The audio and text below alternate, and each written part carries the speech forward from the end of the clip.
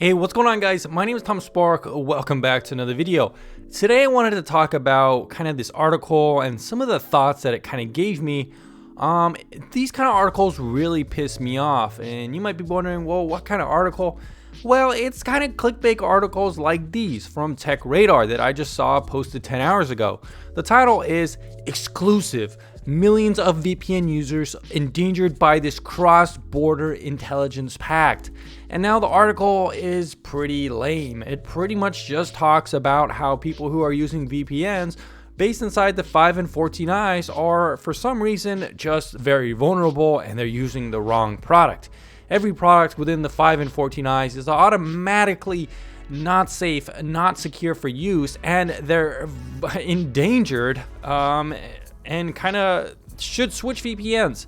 It's just a really stupid idea that really pisses me off. And whenever someone comments on my channel, oh, what about this VPN? It's in the 5 and 14 eyes. It's just like, not this again. It's like one of the biggest things about VPN that really kind of pisses me off. And, you know, lo and behold, scroll down to the bottom. Of course, this article's just trying to get you to buy ExpressVPN and NordVPN. Like pretty much every other person who talks about 5 and 14 eyes, they're pretty much recommending ExpressVPN, NordVPN, and Surfshark VPN, which, lo and behold, all three of these VPNs just so happen to have 100% commission rates for the 1-month plan, which means that if someone clicks on this link and buys NordVPN, Tech Radar is going to get 100% of the commission from NordVPN. They're going to make $13. So of course they're telling people to stop using other VPNs, use these VPNs that are based outside of the 5 and 14 eyes. So that way we can make more money. But in terms of more serious kind of thoughts, I do have, I almost like wrote a novel on this, guys. The first point that I want to make is that these articles that are making the point that using a 5 or 14 eyes based VPN isn't safe for consumer grade VPN users, and one based outside the 5 and 14 eyes is, it really doesn't really have any relevancy for consumer grade VPNs. No matter where VPNs are based, they are not really a tool for people being singled out for spy agencies. It would be sort of like making an article about how people who want to lose weight shouldn't eat at McDonald's, but instead they should eat at Burger King. Now, people that are doing highly illegal stuff, they will gain the attention of spy agencies, but these kind of people aren't really using consumer grade VPNs in the first place. The sort of criminals and terrorists that do get pursued by spy agencies are using stuff like the Tor network, other custom encryption techniques, burner computers, burner phones, or in a lot of cases they're simply just not using modern methods of communication.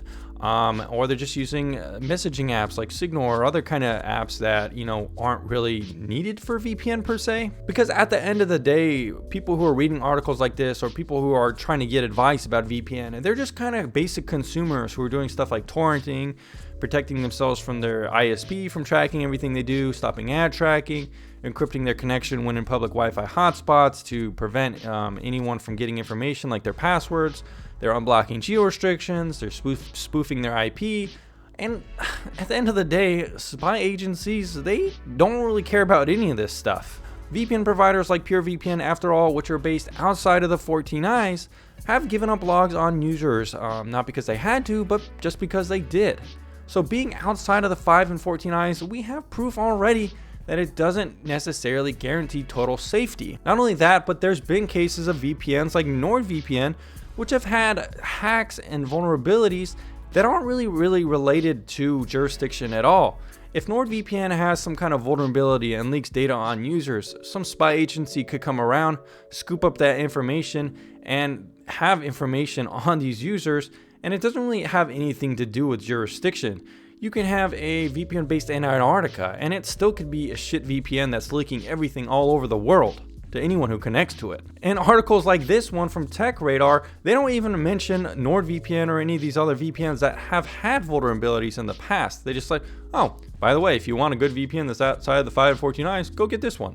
Now, another thing I want to talk about is that most VPNs that are recommended to use outside of the 5 and 14 eyes, most of them are using offshore locations or shell companies, and pretty much every single one of these VPNs have anonymous ownership and almost zero company transparency. Now, why would anyone just trust some random internet company who we don't know who CEO is? We don't know what employees work there. We don't know what the culture is like. We don't know who the investors are. We don't know who's really built up the company itself. We don't know the history, the origins, or any of the financial information. So knowing who owns a VPN and what people work there, I think is very important, much more important than where a VPN is based, because that influences how people feel and trust the company. Recommending people who are scared of spy agencies to trust companies with no transparency and very little oversight is kind of like an oxymoron in my opinion.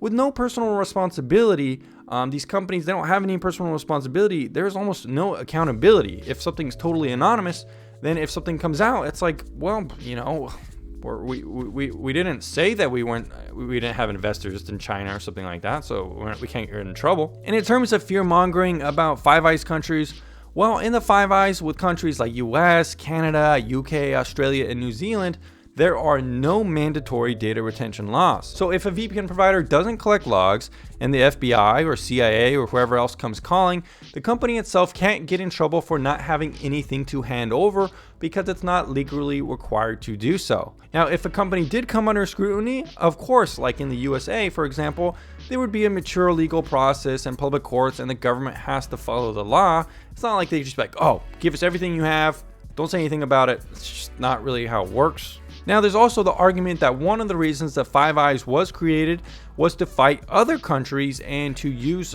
kind of combined surveillance efforts to monitor other countries and use these kind of global surveillance campaigns. So let's say you're outside of the Five Eyes and using a VPN based outside of the Five Eyes, chances are these countries could be monitored, companies there could be monitored more than countries within the Five Eyes themselves. So let's take, for example, a country like Russia, China, Saudi Arabia. They're not in the Five Eyes, but would you be okay using a VPN based in these countries? Well, probably not. Suffice to say that most companies outside of the 5 and 14 Eyes are simply using shell companies or offshore locations. They have headquarters in other countries that could be under surveillance of spy agencies worldwide. You don't have to be based within a country to be being monitored by it. Now, at the end of the day, most websites who are giving recommendations about, which VPNs to avoid, which ones to use, don't use these VPNs because of the 5 and 14 Eyes issues, like this article that I just talked about, this clickbait article. They don't really care about your privacy necessarily. They're just kind of corporate magazines, usually owned by a big investor. Let's take PC Mag, they're owned by J2 Global. They even own VPNs, who say if TechRadar doesn't even have any stick in any VPNs, I don't know about that. But at the end of the day, they're just trying to make a quick buck. And this is an easy way for them to steer people into choosing products that have high affiliate commissions, and they're going to make a lot of money doing this. It's just kind of funny, isn't it, that it just so happens to be that the most recommended VPNs that are based outside of the 5 and 14 Eyes subsequently happen to be VPNs that are very profitable for people to advertise for. These companies themselves, like NordVPN and Surfshark and other companies that use offshore locations, they kind of use this location as a marketing sell to kind of fearmonger and prey on people's paranoia of spy agencies. They'll be like, hey, you shouldn't use other VPNs because they're not based where we are. We're safer. So if you don't want a spy agency looking at your data, well, you can't use any other product besides us because we're based, somewhere that's more special. Now, at the end of the day, I think it is fine to have an opinion and to recommend VPN providers. I just don't think you should do it based on 5 and 14 Eyes kind of bullshit. Because at the end of the day, in my reviews, some of my VPNs like ExpressVPN are based in offshore locations.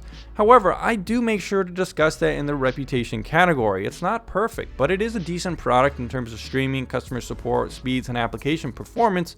But I'm not going to be recommending a product just because it's based in the British Virgin Islands. That's just absurd, and these websites and reviewers who do this, it's honestly very disingenuous to me, and it just kind of is preying on people's paranoia. Anyways, guys, this is just my more thoughts on 5 and 14 Eyes. I've made several videos about it. This is just another one. It just kind of gets me going, and I thought I would give you guys something to think about. Anyways, I'll see you again on the next video very soon.